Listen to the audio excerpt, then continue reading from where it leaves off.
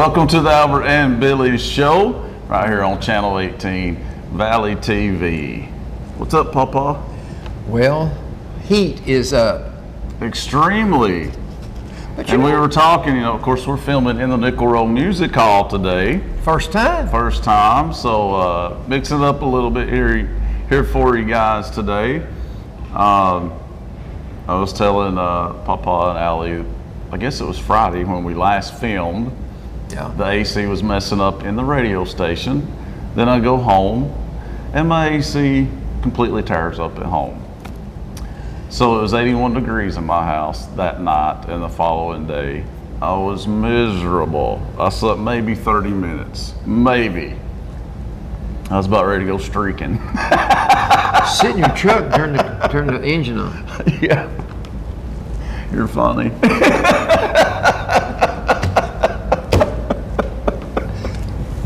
So, just been not had the best of luck lately, that's for sure. The computer crashed at the radio station. That's big. That's big, and the engineer is working on that now. But this has happened, just bam, bam, bam. Since last Friday. Yes. Maybe this is just 3 days later, Papa. Well, see, I just got my air conditioner fixed a few days before yours tore up. Yeah. So you must be kin to me. Must be. Grandson, maybe? Yeah. Favorite grandson? That is true. That is true. Caleb, that is true. Did you hear what Caleb gave Brittany for her tea yesterday? No, what did he? He gave her ramen noodles, a whole case. There you go. Then gave her a cooker to cook them. Because he figured the only thing she can cook is ramen noodles. I know. She's been taking lessons from Mama on how to cook. I've witnessed that. It's really funny. She told me she wanted me to teach her how to make biscuits, cornbread, and gravy. Yeah, and that's what Mama's been showing her too. So that must be what she's really focusing on, is those things. Well, those are necessities. I agree. For a happy marriage. I think she should have a strawberry and biscuits. That's what they made that night for me. I didn't mind be there a little experiment. Anybody can fix strawberries, but you got to have biscuits before you have biscuits and strawberries. Well, it was a great meal, so I'll volunteer to be their test dummy anytime. I'll go along with that. Yeah. So I finally got my air conditioner fixed the next day, so that was a help. But of course, me and my big heart, as y'all know, I took in a cat that's my neighbor's cat, but it took up with me, and she's attached to me now, and I'm attached to her. But unfortunately, she was pregnant, and she had kittens, and I'm not at all attached to them. So if anybody wants a free kitten, just let me know. I'll gladly give them away. Gladly. There's 4 of them, 2 gray and 2 white, or 2 gray and 2 black. I'm sorry. I've got 2 giveaway though. I do. You already gave 2 away? No, I've got them giveaway. They're still nursing. That's the problem. Got another week to go. I mean, they're ready. You already got them obligated. Somebody's going to take them. Yes. And the other 2 you want to give away? Absolutely. May I suggest, if no one offers to take them off your hands, you might offer to pay people to take them. I'm about to that point. Especially the other night when the air conditioner was tore up. Okay, I was sweating. You got kittens they're climbing out of the box now. Had to get a bigger box. So all I did was chase cats all night long, sweating to death. Not a good way to spend a Friday night. I can tell you that. Maybe the next Friday night, which will be this Friday coming, you might ought to have a date with a girl instead of fooling with 4 kittens. Well, I'm not fooling with 4 kittens by choice, really. It kind of just happened. Do you think I want to be doing this? No, sir. No, sir. No. Consider the date. But I should have called a girl and been like, hey, baby, come up, help me take care of these cats tonight. I think you'd have more fun. I'll make it up to you. Have more fun on a date than you would with cats. I can guarantee you that. Well, enough about my dramatic life. My life could be a soap opera. I think they just need to, Allie, you just need to film me everywhere. You need to have a hit show for sure. It'd be a drama for sure. Maybe it'd be a comedy. It'd probably be a comedy to everybody else, yeah. You're right. Well, we got some trivia. Last week's trivia. It was hard. But you have to give the answers this time, Bud. Right. Well, there were 5 questions that I asked last week, and the first question, I had been thinking about using this for quite some time. Okay. I thought I knew what the letters OPEC stood for. Because all in we my got mind, right was petroleum, remember, right, Allie? In my mind, I designated what each one of those initials stood for, OPEC. But I got to thinking before I did this in front of God and everybody that I better check to be sure what OPEC stood for. Well, I think you should. So I went to your mother and I just laid my cards on the table and I said, I want to use this question as one of my trivia questions. Will you just proofread this for me? Mm-hmm. Well, when she Googled it, I was wrong. Oh, I'm glad you did. I'm glad I did too. Because Cindy would have crawled me, wouldn't she? Mm-hmm. Okay, the first question from last week's trivia. What do the letters OPEC stand for? And I told you, I gave you a hint, it had to do with the price of gasoline. Yeah, but that didn't help me much. The only letter we got right, remember, was petroleum. I have no clue what the rest of it is. And I told you, petroleum is so important because that's where you get your gas. Absolutely. It is, it's a derivative of oil. True. So, the OPEC stands for the Organization of Petroleum Exporting Countries in the Middle East. Organization of Petroleum Exporting Countries in the Middle East. So obviously some letters didn't get covered there, right? Well, OPEC, oil producing, no, Organization of Petroleum Exporting Countries, Oil Exporting Countries, OEC. P is, O is organization. O is organization. Those countries organized to control the price of oil. Okay. They wanted to put the pinch on the United States because guess who uses more oil than anybody? The United States. Because of automobiles. Correct. Our love for the automobile. All right, well, question number 2. Question number 2. Who wrote the classic story, The Grapes of Wrath? I really thought Allie would know this. And where did it take place? And you know I don't know, so. Allie, do you have a guess? John Steinbeck is the author. John Steinbeck. Steinbeck.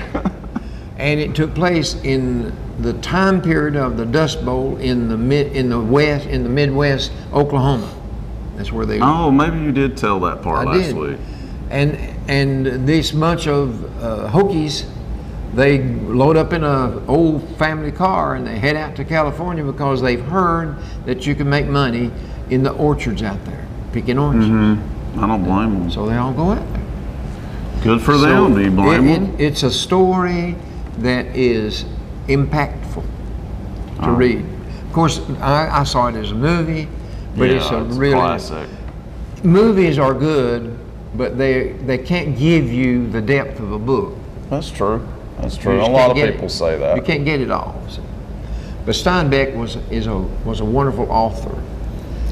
Right. My trivia, my puzzle this morning was by Alfred Hitchcock. Do you remember Alfred Hitchcock? Mm-hmm. And the suspense that he helped people in. Absolutely. And it was a good puzzle. I'll bring that one today. Okay. Name the president that uttered the words, immortal words, walk softly, but carry a big stick. And you got it. I did get that right, didn't I? Yeah. Teddy Roosevelt. Teddy Roosevelt.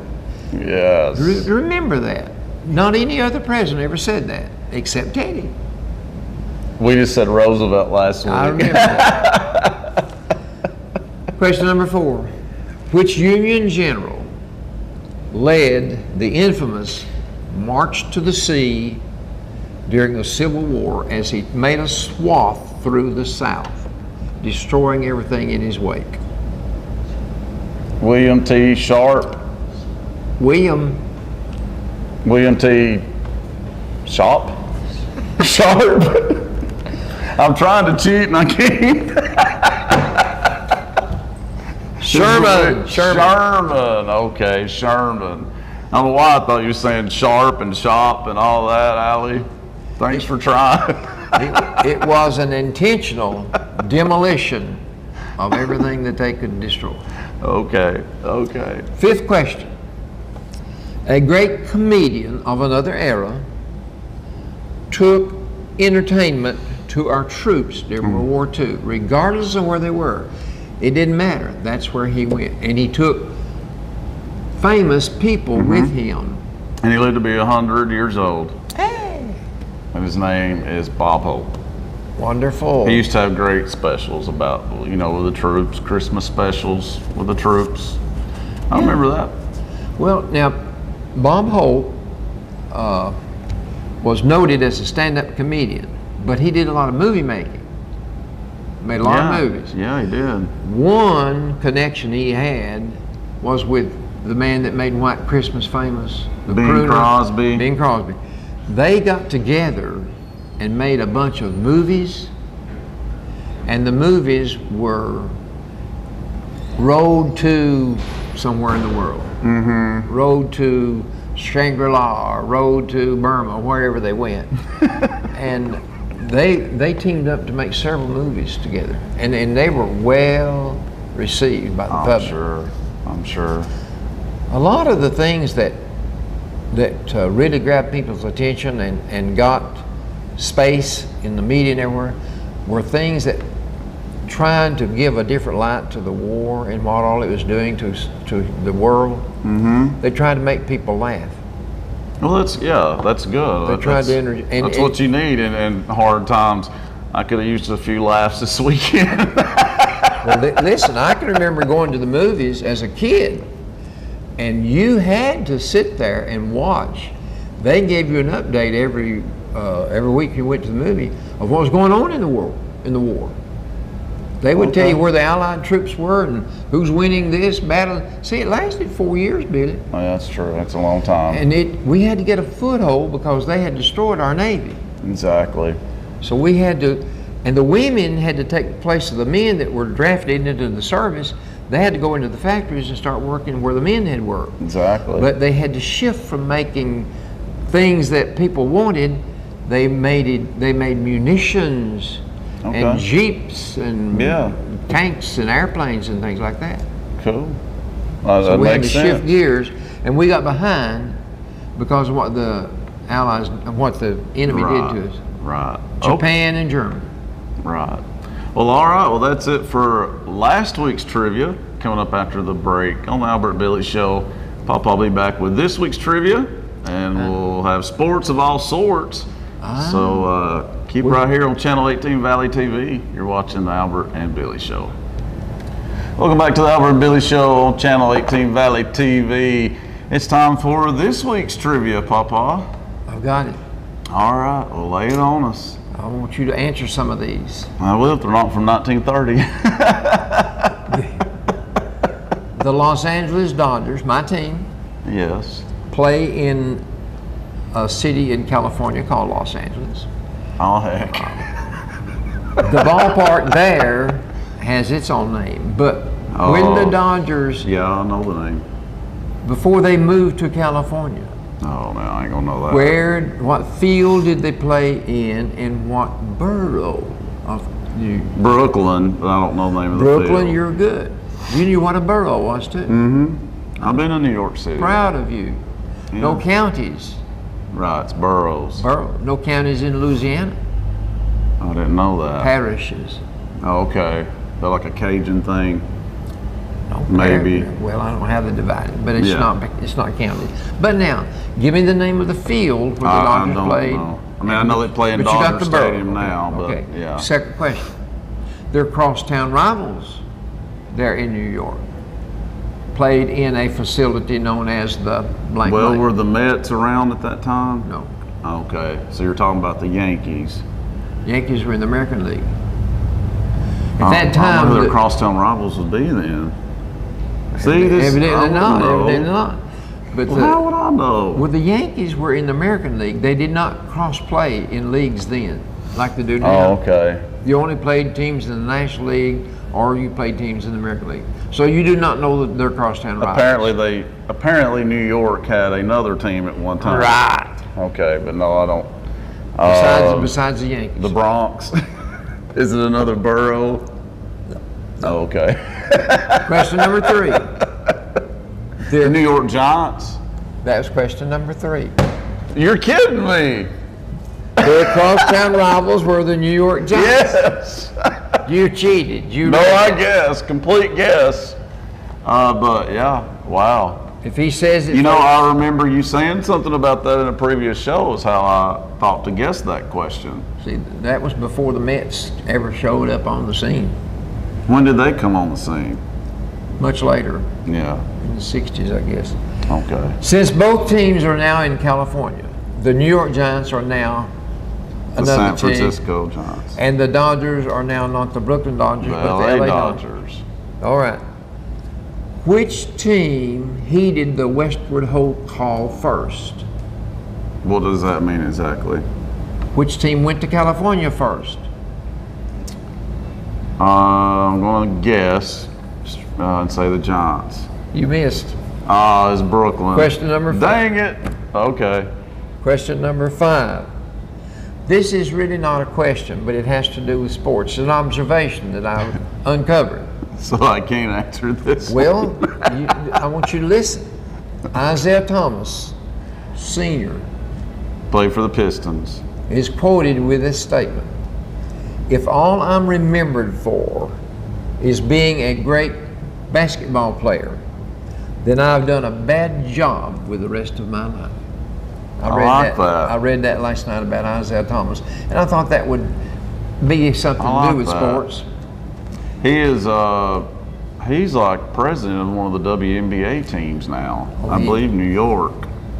I don't really know which one, but he's But he is, yeah. smart. But well, we'll get to sports later. Next observation I have, and you should know this, the former UCLA men's basketball coach, John Wooden, said this: "You cannot live a perfect day without doing something for someone who cannot repay you." I like that. So there's not many perfect days. No. You can't live a perfect day unless you're able to do something for someone that can never pay you back. Absolutely. I like that. Observation number 3. How many observations we got here? Well, just 1 or 2 more. "It is awful, Mrs. Smith, the way sports are degenerating. My boy was dismissed from the baseball team for being too honest." What did he do that he was too honest? He wouldn't steal bases. I thought that was pretty good. I like that, Papa. Okay, observation number 4. Mike Ditka said this, that's the reason it's sports related: Okay. "Success is not permanent and failure is not fatal." Okay. Wisdom. That's a good way to look Wisdom. at things, yeah. Now, sports of all sorts. That's good. You're blowing Allie's mind back there. Softball. You threw us a curveball there. There's a good sports analogy. Those observations. Well, I just got those out of a little book I bought for 50 cents. Oh, I don't blame you then. Softball. Why am I talking about You want to get softball? your money's worth, right? I got a book for $1. It's got 10,000 jokes in it. Oh, we're going to be putting that to use then. 10,000? You dang Skippy. You're going to have to keep me on payroll for another 10 years. I know it. Why softball first? Because the Lady Vols are having a good year. They're in the NCAA tournament. They're hosting a regional. The regional's over. Yep, they defeated Longwood. I can't remember the score. 5-0 on the first time. 3-0 yesterday. Okay. And so they advanced to the super regional. Where is it going to be held? Knoxville. Knoxville too. That's a good advantage they have. That's the reason I want to talk about softball now. The NCAA tournament is happening now. It sure is. The regional got to be in Knoxville. Mm-hmm. Now the super regional is going to be in Knoxville. Then if they can win that, they'll be in the World Series. of softball. Only 8 teams get there. That's right. And it's held in Oklahoma City.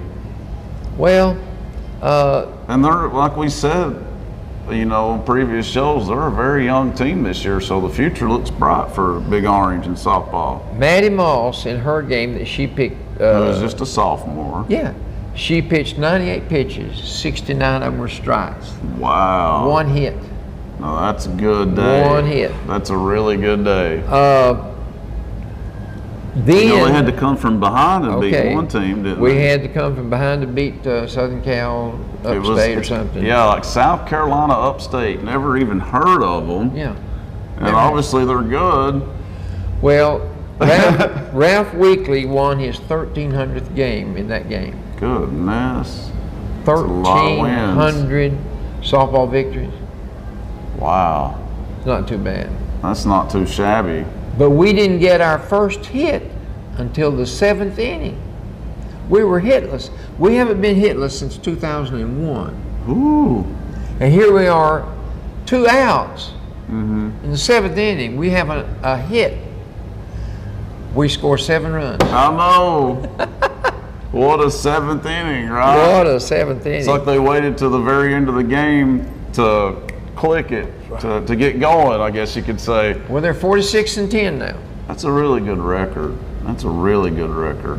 But now the super A lot of the other regional, teams lost in the regionals at least once, you know, that made it to the supers. Tennessee didn't.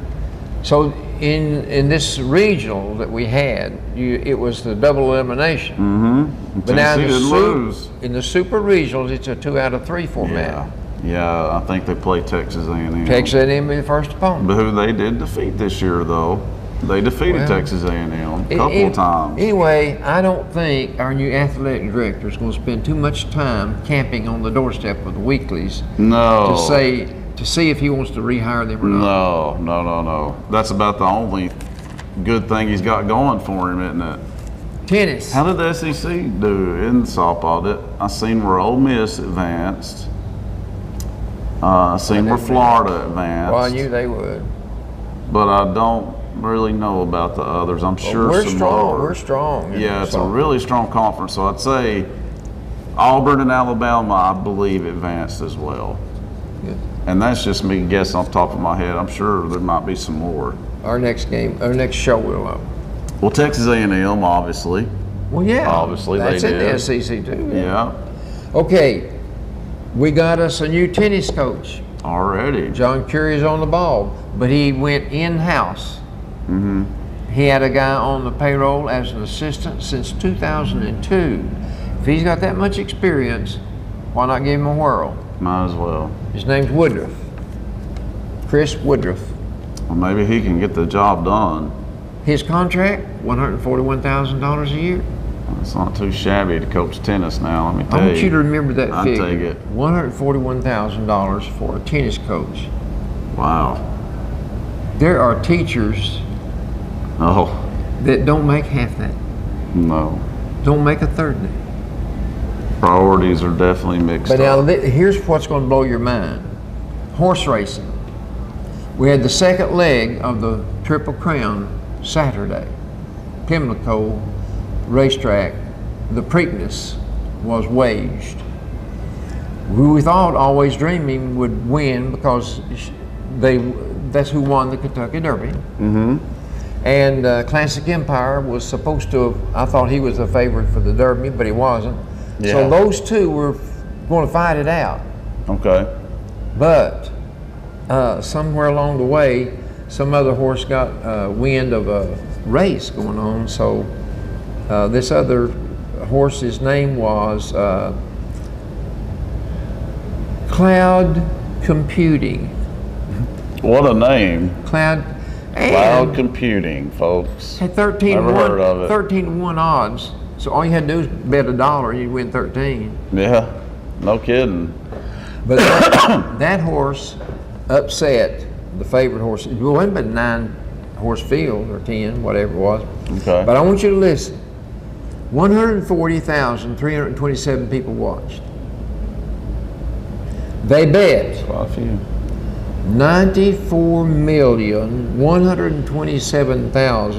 $434 on that race. Goodness. $141,000 for that tennis contract. People bet in that one racetrack, in that one race, $94 million plus. It's crazy. And we're living in hard times? Yeah, I know, it kind of makes you, that's what I'm saying, the priorities are mixed up. I'll tell you a second thing that scares me. You look at how many millions of dollars is spent each weekend on movies. I'm sure. Some movies garner $40 million in one weekend. Oh, yeah. Oh, definitely. That's scary. Yes. But anyway, the Triple Crown winner can't be. We thought that was going to be, hadn't happened since in 37 years. So that put a damper in that, Well, didn't yeah, it? that's gone. The next one coming up, of course, will be June the 10th. That'll be the Belmont Stakes. Okay. That's your third leg of the Triple Crown. Where is it held at? Where is that It's at? in Elmont, New York. Okay. Okay. Did you see the article that John Adams wrote on Hollywood? Very interesting. It's about time. When did it happen? I didn't read This it today. past, let's put it this way, it was in the last couple of days. All right. And boy, he's basically calling for her to be fired. I wonder why. I know. I was glad to see, you know, the media start. It's like they've been handling her with kid gloves a little Kid bit. gloves. And But I don't understand why. I don't either. It's about time they call a spade and realize that she's not getting it done. Well, evidently there's a. He flat out said this. She better get it done this year. I She's started to say I gone. believe that there is a movement underway to allow one more year because of all the years she put into the program. They're thinking surely she's learned something from Pat. You would think so. Yeah. I sure haven't seen it yet. Where could you get a better teacher? I know. I think the problem is though she just can't teach is the problem. She's not a leader. Everybody can't teach. Exactly. Everybody can't follow. And how and how long are they gonna let this carry out? Enough's enough at some point. Well, it depends on John Curie. Yes, and the article talks about that, how he thinks that he's kind of giving her a warning, like you better make it happen this year or you're gone. What? Common sense would tell me that the handwriting's on the wall. Yeah. If I don't produce this year, I should quit. The way the baseball coach did, Soriano. He realized, so he went ahead, and I bet they didn't give him a choice. Right. He's going to finish up the season, and it's And over he's already. gone. He's Yeah. gone. And he should be gone too. He's had a terrible, terrible time up there. 6 years. 6 miserable years. Okay, basketball. NBA. I couldn't even watch Game 3 last night. I'm sure it was You're bad. kidding. What happened? You didn't watch it? Well, I won't tell you. You better tell me. First, LeBron James cannot compete for the MVP this year. He didn't get enough votes. Well, The that's three insane. men that are nominated for most valuable player in the NBA are James Harden with Houston. They're gone. Russell Westbrook with Oklahoma City. They're gone. They're gone. The third one is Kawhi Leonard with He's injured. San Antonio. He's injured. But James is not even in the picture. Yeah, that's crazy. And he's still got Cleveland going. That's stupid. But I don't now, understand how things like that happen. It's like Candace Parker not getting picked to be in the Olympics. okay, the NBA It's crazy, The NBA chase. Boston got the nod to have the first 2 games at Boston. They had a meeting, and again the guys got together and said, we don't want to play in front of our home crowd. Let's let them win the first 2 games. Let's wait and go to Cleveland, then we'll show them what we can do. Makes you wonder. So last night they played at Cleveland behind 2 games to zip. I know. I just couldn't bring myself to watch it, Papa. 111 to 108. When the final basket went in, the ball went in the basket, there was 1/1000th of a second left to play for Cleveland to do something with it, and they were 3 points behind. You're kidding. No, 111 to 108. Boston won. Yeah. Hallelujah. I couldn't even bring myself to watch it. I am a big Celtic fan, but the way they played the first two games, Well, I couldn't watch it. In the second game, the differential between the score, Oh man, Cleveland won by 44 points. it's ridiculous. That's ridiculous. It is. A pro team to get beat by 44 points On their in a home floor. in a semifinal. Yeah, #1 seed at that. Yeah. In Boston, which is notorious for being a very tough place to play, Well, and they just but it was they a thrilling. stunk it up that game. It was a thrilling ball game. Baseball. I'm so mad at myself now, but You didn't watch it? it's not been worth watching the first two games. Well, what I don't understand, James did not And have. they didn't have Isaiah Thomas last night No, either. they didn't. Of course, I didn't think they'd pull it off.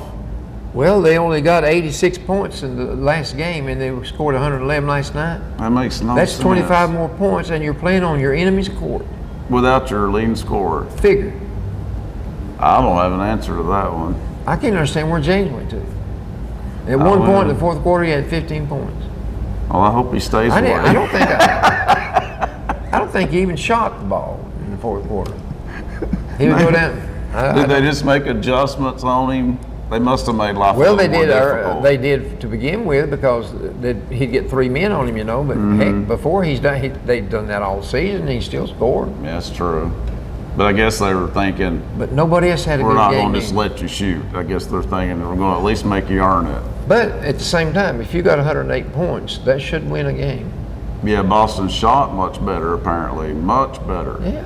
Because that's really been the problem. They've just not been able to They shoot. put up the shots, but they didn't fall. No. Well, that's about time. I'm glad to hear that. And of course, Golden State's up 3-0. Now, I started saying now the other opponent. That's so he's gonna unfair. it looks to me San like Antonio's best two players are injured. That's so unfair.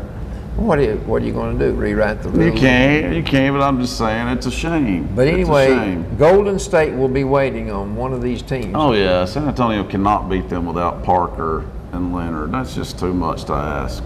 Well, they've got a 3-0 hole to dig themselves out of. Yeah, I just don't see how they could possibly do But it. Boston, Be a by miracle. winning last night, that's given them a At least it made it interesting. thread of hope that they can.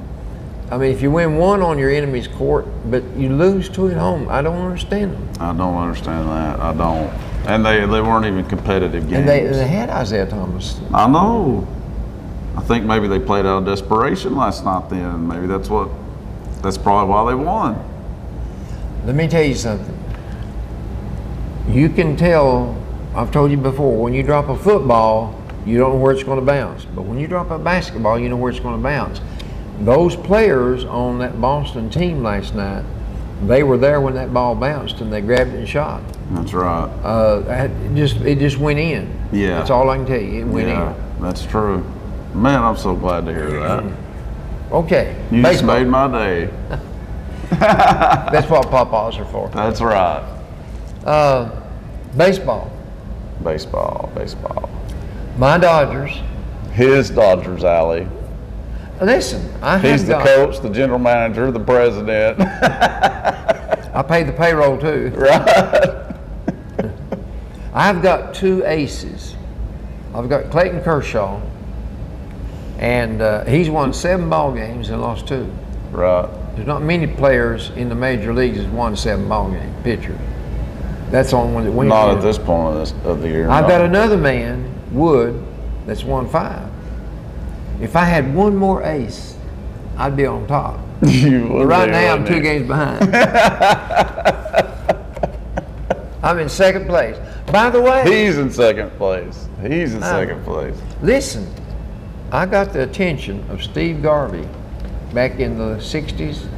You did. I was standing there with a program for him to sign for my wife.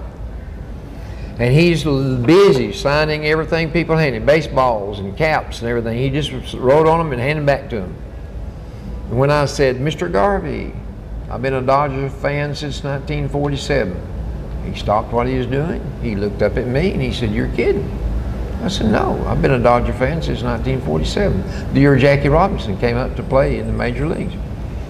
He signed my program and said, I told him Carolyn's name. He said, to Carolyn with hugs and kisses. Oh, did he? Steve Garvey. Well, that's pretty cool. She loved it until he left his wife. Oh. Later, she found out. But anyway, my Dodgers in second place, two games behind. And the Braves, who? Colorado. Colorado Rockies, okay. And the Braves are in second place, same as my Dodgers in their division. Last week I thought that was a fluke when you said that. But they're 7 games behind. Yeah, okay. Who's leading their division? Do you? Washington. Washington. I didn't know they were that good. Well, I didn't either. But maybe they're not all that good because if, well, the Braves. I'm pretty sure they're good to be in first. But there's not much parity in the. Everybody got to be the second place team 7 behind. Well, wait a minute. How are the defending champs doing? The Cubs. I don't know. All I think about is my Dodgers. The only reason I keep up with Atlanta is to let people know that my You Dodgers. just want to let them know that Atlanta's doing bad. That's what you're doing. I want to let them know in relation to my Dodgers which one is the best. Exactly. When I go to Atlanta to see a game, I go to see the Dodgers play. I know. I've been with you. Right. Would you want to go see? Now you would go see the Cubs play, wouldn't you? Yeah, to go to Wrigley Field. Yeah, you got to go there. I would go. Let me tell you, it's a event just to go to a baseball game in Chicago. I don't mean Chicago, to see the Cubs play in Wrigley Field. I'm sure. Remember I told you why it's called Wrigley? It's named after somebody. Wrigley's chewing gum. Wrigley's chewing gum. That's right. That's why it's called Wrigley Field. Mr. Wrigley underwrote. Okay. Expensive building the park. How much time we got, Allie? That's enough. No, we got 2 minutes. I wonder if you can pull up the Chicago Cubs, Allie. Papa didn't do his homework. We can at least see if the defending champs are having a decent start to the year. I thought you would keep up with that. I should have. That's funny. Well, I know, but I should have kept up with them. Well, I mean, they made history last year. Yeah. It was a very long wait. I've always felt bad for their fans. Always. They're 22-20. It's not a bad record. It's not a barely good above one. 500. Right. You got to play at a 600 clip plus to be up in the upper echelons. So the Cubs are 22-20. It's still very early in the season, though. Let's remind people of that. It's very early. My second eight. Do what now?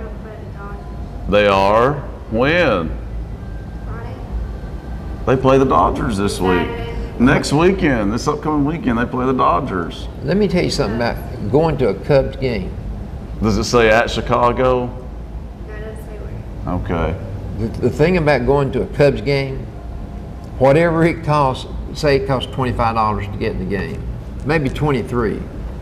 It costs you $25 to get a place to park. I bet. I bet. But then to get in there and look at the fans and see how they act, they're used to losing. Yeah, true. And it used to be that way with the Dodgers. They had a section out in the outfield out there behind the wall. The fans, they were called them bleacher bums. Mm-hmm. And it was always a cry, we'll get them next year, we'll get them next year. For 107 years, right? It was over 100 years. We'll get them next year. 100 years later, they finally do it. Harry Carey probably did more to help Chicago ball. He did. I'm sure he was smiling down from heaven when they finally won it. Bless his heart. Because he was probably their biggest fan. Oh, he was. And they played like crap most of the time he announced their games. And he would lead that cheer during the Take me out to the the ball game. He did that every 7th inning stretch. 7th inning stretch. And then sometimes he'd invite people that were well-known celebrities, you know, to come and to sing that with him. Yeah. The 7th inning stretch. But he was entertaining. Oh yeah. Well, all right. He enjoyed what he did. He did. Vin Scully did too. Vin Scully, my Dodgers announcer. He finally retired just recently. Nearly 90 years old. Yeah, he loved what he did. Yeah. Probably made pretty good money too. Well, I'm sure they had a part to do with that too, I'm sure. All right, well, that's it for sports this week. Coming up after the break, it'll be Albertology Coming right up. here on the Albert and Billy Show. Keep it right here on Channel 18 Valley TV. Don't go away. All right, welcome back to the Albert and Billy Show, and it's time for Albertology. I didn't think we'd ever get there. And we're going to talk about the Ringling Brothers. Ringling Brothers, Barnum and Bailey. Right, Barnum and Bailey. Been around for 140 years. 146 years. 146 years, okay. That's going back to 1871. Why are they going out of business or whatever? Do you remember a couple of weeks ago I did a feature on here where WFLI and H.H. Gregg both in one day I reported both of them went out of business? And one of the WFLI had been operating since back in the 50s. That's true. Remember what I told you the reason they closed their doors? No. March the 30th was their last broadcast. Do you remember? I can't remember. What? People have chosen not to tune into the radio as often as they used to. So the sponsors that paid for them to be on the radio kind of backed off. And so because of lack of revenue, they had to shut their door. H.H. Gregg closed 129 stores because of sales being up. So Ringling Brothers, Barnum and Bailey. The store, yeah. Well, the store, I guess, is what, just because the sales just dipped. Just said, yeah. But Well, now what's up with the circus, though? The Same circus. thing? Well, I told Addie a while ago, one step they took last year to try to head them off at the pass, they dropped their elephants from their performance. Okay, to save money. They had, I believe, 14 elephants. Well, can you imagine transporting elephants from one city to another, one state to another? Rough. That would be rough. And how much would an elephant eat? A lot. So, but I've always heard that it's not hard to maintain an elephant as far as safety, that you can put a chain and a binder around their leg and they'll know it's there, and they'll always know it's there. You can actually take it loose, and then they feel like they're always hobbled. Oh, okay. Isn't that something? That is. Did you ever hear there's also afraid of a mouse? No. Anyway, Never heard that one. they got rid That's of their funny. elephants in a step to be more sustainable as an operation. But declining ticket sales is what's hampered the circus business. Kids, circus is happy time. You go there to see trapeze artists.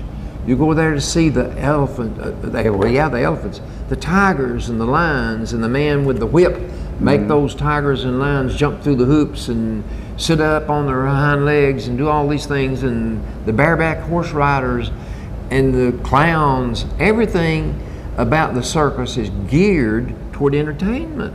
And people went to the circus to be entertained. Mainly the children. Yeah. Mainly the children. Clowns, they have the big shoes, they have the big red nose, they have a floppy hat and all these things. It's to make you laugh. They are entertaining. Okay, but stop and think. I can tell you the 7 years difference that I have observed at school. When I first went to work at the school about 7 years ago, I might see one cell phone per session. Back then we had four dining areas, A, B, C, D. And you might see one telephone. Today, every table, every child, and I'm being a little bit amazing lenient if they there. let 'em use I'm them. sure that it's not everyone, because But it's I a know. lot, yeah. But the point I'm making is, there's not just one evident now. There are a bunch of them. Those kids, when I walked by the tables back then, I could get their attention just by walking up and saying, "May I tell you a story?" And the kids would all say, "Yeah." And they would listen to the stories that I would tell. Some of the children back then can tell me now that they remember the stories I told back then. Right, I'm sure. But I can't get their attention now because they don't look up. They don't even know I'm there. I just don't think that's a good thing. Sometimes it's not a good thing. Sometimes I'll put my hand over it, just like that, and I'll say, "What did you do before you got that?" And they'll stop and look up at me and say, "Well, I guess we talked." I said, "Sure That's you what did." they should be doing. But this is what I'm saying. People have gotten obsessed with stuff like that. It's a different culture. Yeah. It's a different culture. The average, I say kid, they don't like to be called kids. They're young adults. The average one will spend 38 hours per week with their face in a screen. That's, I'm sure, telephone, games, or whatever they use them for. The crying shame. It's more than that, probably, though. The crying shame of all this is the media profession. They want more and more things coming down the pike to get to that student, to get to that teenager, that will give them more of their time. Because they want their mind, they want their revenue. I was going to say, they don't want their mind, they want their money. Well, I said revenue. So that's what's wrong with the circus. That's what's put them where they're. That's what put them where they are. So social media, it might be good for some things, but it's not all good. It's running a lot of good things too. Well, it's not just that. It's gotten that way out of hand. I see other aspects of our economy that have changed over the years. Just think what it used to be back about, well, right before the turn of the 1900s, which would be the 20th century. Horse and buggy days were here. You remember I told you about 1908 last week? Yes. The year 1908, there's only 144 miles of paved roads. Yeah. Things change. The phone industry is changing. Yeah. And retail stores are feeling the effects of ordering online. I know. That's what I'm saying. Big time. When it goes to hurting businesses, it's a problem, and they need to have some laws to protect businesses. Well, it's gotten way out of hand. Remember the things that I told you about when I first came on here about the way Pike used to be? Yes. People didn't have cars back then, and the grocery stores here in town would take loads of groceries on trucks out to the people in the communities out on the mountains and everywhere.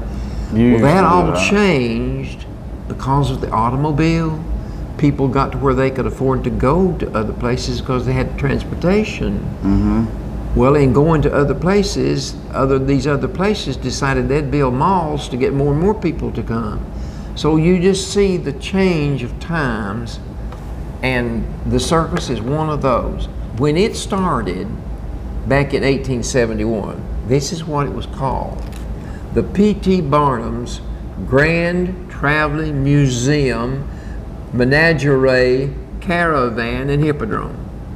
That was their title of what they had to present to the people in a town where they came to entertain. And they would be there for a few days. Yeah. A few nights. But it's changed. Not for the good. Well, it's just the reason it changed to sustain that type of operation. You had 500 employees. You had a train a mile long to haul 100 animals and the equipment. Right.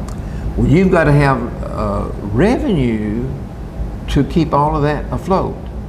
And it got to the point that Mr. Field, that bought out Ringling Brothers in 1967, he came to a crux here and he said, I can't do it. I don't have the income to pay those 500 people and to feed those 100 animals and to keep that train going. So Sunday night was their last performance. Sunday night.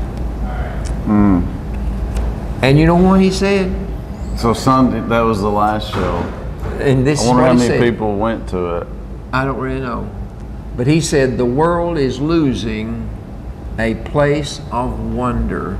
You would wonder about the man that could stick the flaming sword down in his throat. Or you could wonder about the man doing all the juggling and everything that went on. It boggled the mind, some of it did. Absolutely. But anyway, let's ask Marilyn. Maryland's tough. I don't know. Ask Marilyn. Our questions are crazy.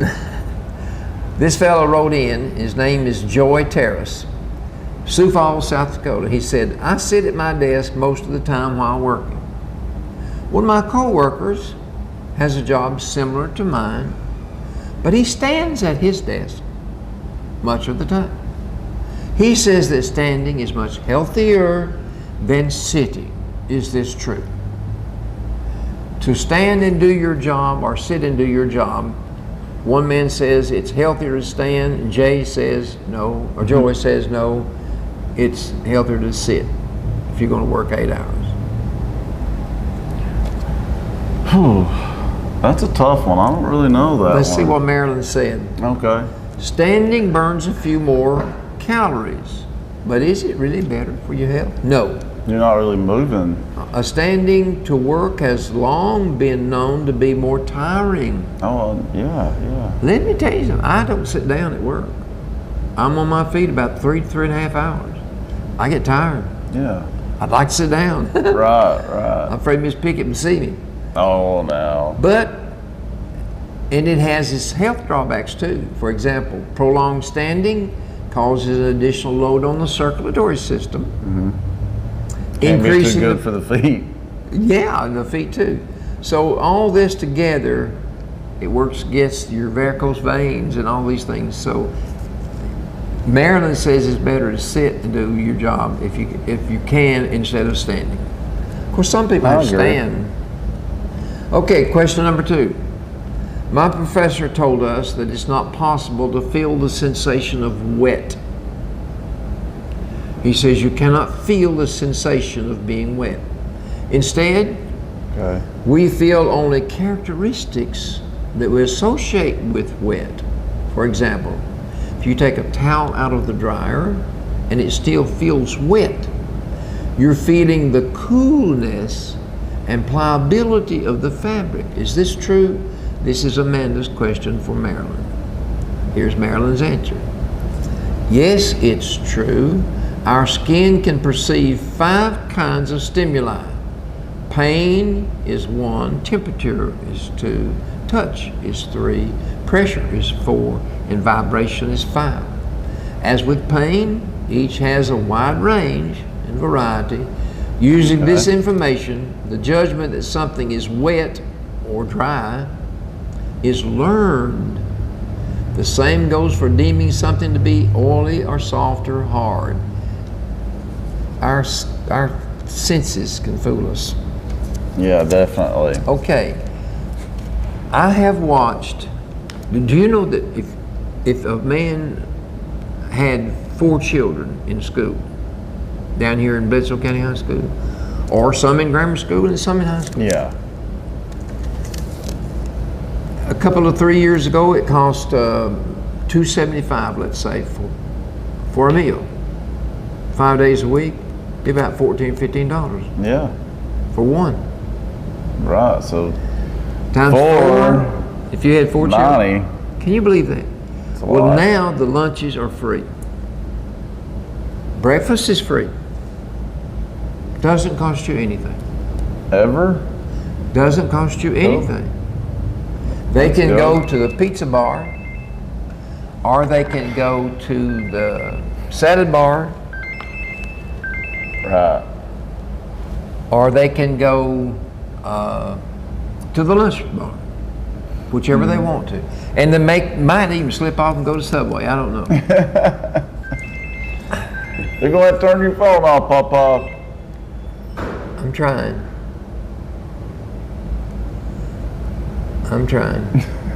Just hand it to Allie. I got it. Here's the thing. I have watched some kids bring their lunch. Mm-hmm. They're getting lunch free. I have watched some teachers bring their lunch. Here's the reason. It costs $840 per year for most people to furnish their lunch. Gosh. So what they're doing, they're starting a day on May the 25th, and today's the 22nd. Brown bag it day. Take your lunch to work with you. I like that. Take your lunch to work with you.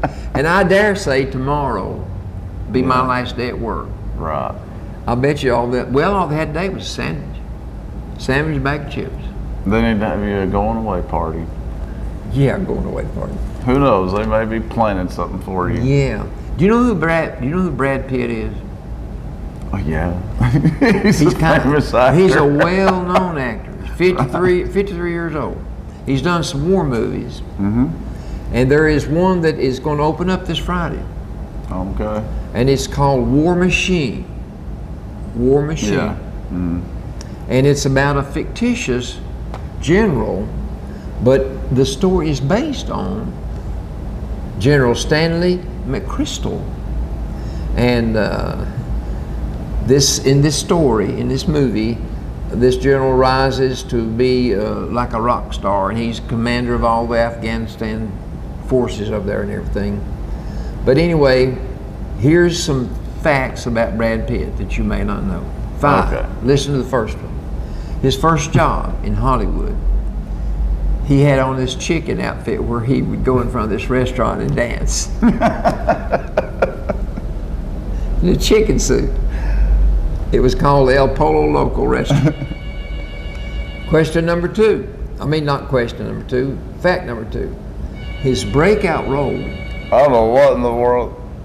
was in Thelma and Louise. That's the radio phone? That's the radio phone. Why didn't you take your phone off the hook? It usually don't sound like that.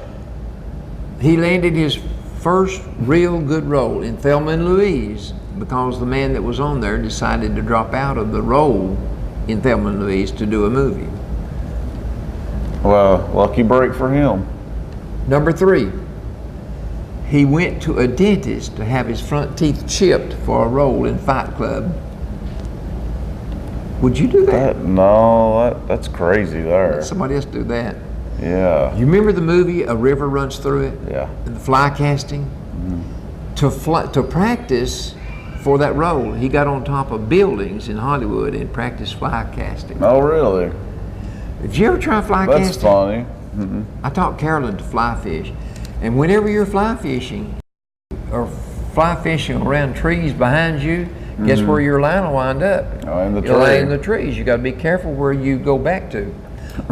Myrtle Lee's daddy could take a fly rod and have his fly out on the water, and he could pull it back so far, and he wouldn't have to bring it out of the water. He could roll it, and that fly would come up out of the water and flop down where he wanted it to go. He was good. Must have been. They called him Big Stick. Big Stick. Okay. The last one about Brad Pitt. He has a foundation, Make It Right Foundation. And when Katrina hit down in New Orleans, his foundation rebuilt 100 homes. Well, that's good. Brad Pitt? So you didn't mention anything about Angelina Jolie or Jennifer Aniston? He's famous for marrying those two. Oh, do you like to marry? Do you like to marry? He's divorced from both of them now, isn't he, Allie? I believe him and Angelina just split up. Oh, really? I believe so. Okay. They call him Brangelina. Oh. Okay, I'm gonna. Now, how are we on time before you get into something big here? Well, I'm gonna let some things go to tell some stories. Okay. But we don't have but 7 minutes. Okay. Okay. Years ago, a 10-year-old boy approached the counter of a soda shop, and he climbed up on the stool. "What does an ice cream sundae cost?" he asked the waitress. 50 cents. Boy, that'd be cheap, wouldn't it? I know. The youngster reached deep in his pockets and pulled out an assortment of change, and he counted it carefully. And the waitress was very impatient. She had bigger customers to wait on than just this little bit of ice cream. It's good and busy. Well, then he said, "How much would just plain ice cream cost?" The waitress said, 35 cents. So the boy said, "May I have some plain ice cream in a dish, please?" And he gave the waitress the 35 cents. And she brought him the ice cream. Later, the waitress returned to clear the boy's dish. And when she picked it up, she felt a lump in her throat. There, as a tip, was 15 cents. Wow. The boy chose to take the plain ice cream so he could give her a tip instead of getting the sundae. And she was hateful. She was hateful I bet that to made her him. feel bad. It should. Here's the moral of the story. Yeah. Before passing judgment, first treat others with courtesy, Yes. dignity, and respect. Yes. Judging people is an epidemic around here, I tell you. Three things in life are important. Remember these. The first is be kind. The second is be kind. The third is be kind. Remember all the emphasis we had on be kind with? Yes, yes. That was- really, that's just one. Anyway. Be kind, and be kind, folks. All right. When you reach for the stars, you may not quite get one, but you won't come up with a handful of mud either. I like that. Flexible people never get bent out of shape.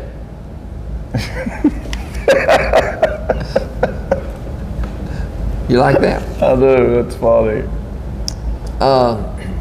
Listen to this. Okay. A man pulled into a gas station on the outskirts of town, and he is filling the tank up with gas, and he said to the attendant, "I've just accepted a job in this town. I've never been to this part of the country. What are people like here?" And the man said, "Well, what are people like where you come from?" "Well, not so nice.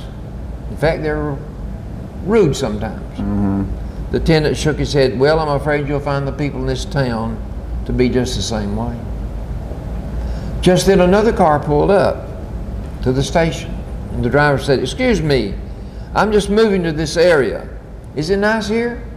Same question, different man. "Was it nice where you came from?" the attendant asked. "Oh yes, I came from a good place. People were friendly. I hated to leave it." "Well, you'll find the same to be true here, sir." "Thanks," the driver yelled and drove off. So the man that was the first one to ask him, he said, "Well, what is this town really like then? You told me one thing and you told him another thing." The attendant just shrugged his shoulders and said, "It's all a matter of perception. You'll find things to be just the way you think they are." I agree with that. That's true. I have never seen a monument. Paul Harvey said this. Remember, Paul Harvey would be the one who had the program, The Rest of the Story? He said, "I have never seen a monument erected to a pessimist." So it's better to be an optimist. That's true. Is the glass half full or half empty? It needs to be half full. There you go. Optimist. Yeah. Change your thoughts and you change the world. I've heard that. I've got heard that. a story to tell. We got time? You got 3 minutes. Got 3 minutes. Okay, this is about a blonde.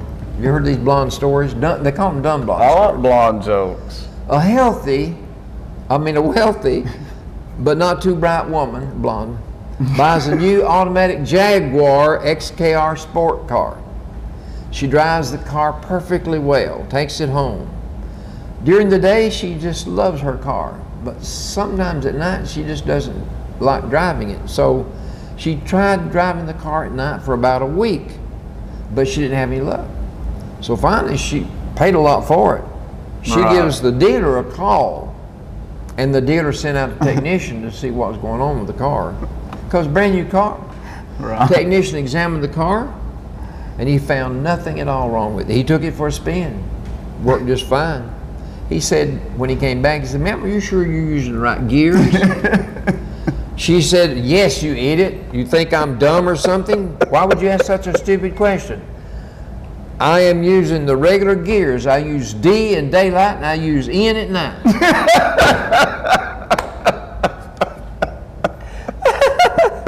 Was she a dumb blonde? She's a dumb blonde, Papa. And she has the nerve to call him an idiot. You idiot. That's a good one. That's a Okay. good one. Okay, one more. School's about to wind down, and tomorrow will be my last day at school. Oh. I hate to give up my job, but I've got to. But these two students are talking about the school that day, and one student says that, "How did you do on the test?" The second student says, I thought the questions were easy. Easy? Really? Yeah. I had more trouble with the questions than I did the answers.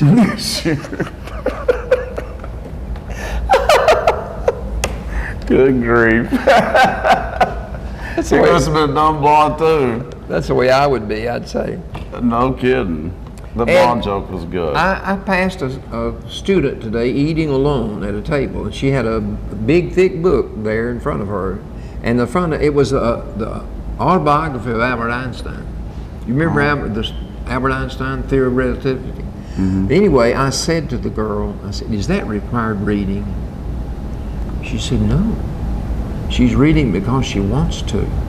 Now listen. It's probably smart. Galileo, a great mind.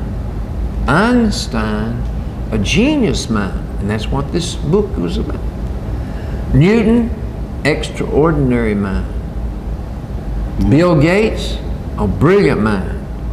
Yeah. Me, never mind. Yeah, there you go. Those are good ones. Those are good ones. That's enough for today. Well, thanks for watching this special edition of the Albert and Billy Show here from the Nickel Road Music Hall. Thanks for watching us on Channel 18 Valley TV. And did you enjoy it? I'll tell you what, we made history today. First time in Nickel Road Music Hall. That's right. We had to do it again. And Allie got to be with us. She sure did, like always. All right, thanks for watching, folks.